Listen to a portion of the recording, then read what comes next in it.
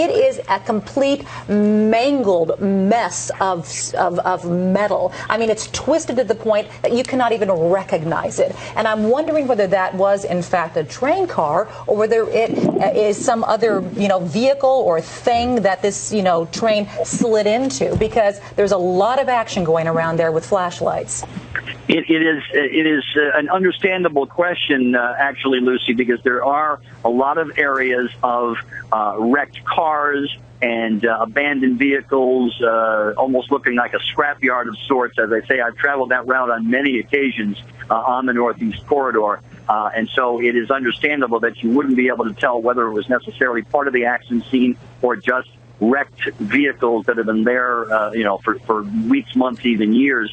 I can tell you that theoretically, if this is in fact what we think in terms of the Amtrak run that would have been coming in from the direction of New York, theoretically the train should not have been traveling at all that high a rate of speed, because now there are multiple stops there, and as you head into 30th Street Station, but again, I don't want to get too far ahead of myself in terms of speculating on speed and so forth. All I can tell you is that in theory, this was toward the end of the run where the train would be coming in, approaching 30th Street Station before long, and it's not a particularly high-speed run. But again, you don't want to do too much speculating there.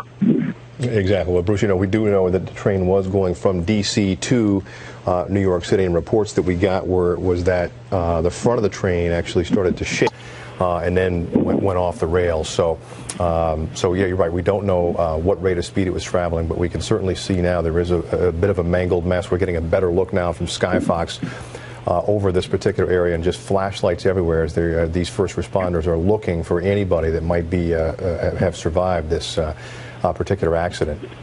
Just interesting that the former Congressman Patrick Murphy was on this train and took some incredible photos. Again, the one that struck me was in the dining car, which appeared to be about at a 45-degree angle. And that gave you some sense of the desperation as people were trying to get out. The window was clearly broken to the right of the frame in that photo, and folks were obviously trying to climb out and help each other. Another couple of Philadelphia Fire Department vehicles have now come through. Special Weapons and Tactics Team truck from the Philadelphia Police Department has just entered the scene as well. And again, police and firefighters in numbers that I have frankly never seen before in the city in 20-plus years of reporting here. This is an incredible scene.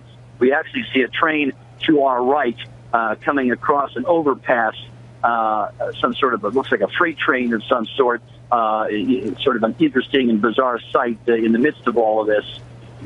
Not sure whether you're seeing our pictures or whether we are still seeing Skyfox at this point. We've got Skyfox up right now, Bruce. Yeah, we're trying to shoot some pictures via our live view equipment to give you a sense of what's going on here on the ground on Butler Street.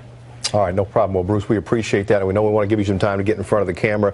We appreciate your insight there, and we'll check back in with you in just a few minutes, we hope. And